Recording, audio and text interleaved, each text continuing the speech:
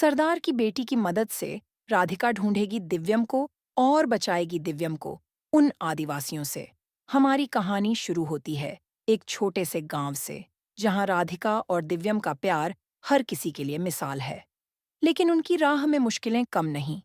जंगल के कुछ आदिवासियों ने दिव्यम को अगवा कर लिया है और उसे कहीं दूर छिपा दिया है। राधिका का दिल टूट रहा है, मगर उसका हौसला अटल है। वो जानती है कि अगर उसे दिव्यम को वापस लाना है तो उसे हर खतरे का सामना करना होगा। राधिका बिना रुके, बिना डरे दिव्यम की तलाश में निकल पड़ती है। लेकिन रास्ते में उसे एक ऐसी साजिश का सामना करना पड़ता है जिसे सुनकर आपके रोंगटे खड़े हो जाएंगे। आदिवासियों को राधिका की तलाशी का पता चल जाता है। गुस्से में आकर वो उसे एक गहरे गड्ढे में फेंक देते हैं, जहां जहरीले सांपों का बसेरा है।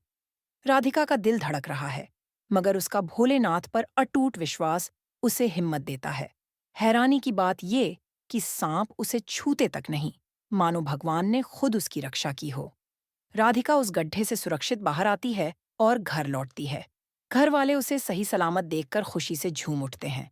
लेकिन राधिका का मन अभी भी उदास है। उसे दिव्यम की कोई खबर नहीं मिली। वो परेशान है, मगर हार मानने वालों में से नहीं। तभी कहानी में एक नया मोड़ आता है। राधिका को याद आता है कि सरदार की बेटी, जो जंगल की सबसे ताकतवर लड़की है, उसकी मदद कर सकती है। राधिका उससे मिलने जाती है और अपनी पूरी कहानी सुनाती है। सरदार की बेटी, जो पहले दिव्यम से शादी करना चाहती थी, राधिका के प्यार को देखकर पिघल जाती है। वो बताती है कि आदिवासी दिव्यम को जंगल के एक गुप्त ठिकाने पर छिपाए हुए हैं। राधिका बिना देर किए उस ठिकाने की ओर चल पड़ती है। रास्ते में उसे कई जोखिम उठाने पड़ते हैं। जंगल की खतरनाक राहें, आदिवासियों की नजरें और सबसे बड़ी चुनौती, दिव्यम को बचाना। आखिरकार वो दिव्यम तक पहुंचती है, लेकिन दिव्यम की हालत देखकर उसका दिल टूट जाता है। वो घायल है, कमजोर है। राधिका उसे होश में लाती है और समझाती है कि आदिवासी अब उन्हें हमेशा के लिए रास्ते से हटाना चाहते हैं। दिव्यम में गुस्सा भड़क उठता है। वो राधिका के साथ मिलकर घर की ओर निकलता है। लेकिन जैसे ही वो गांव पहुंचते हैं, आदिवासी उन पर हमला कर देते हैं।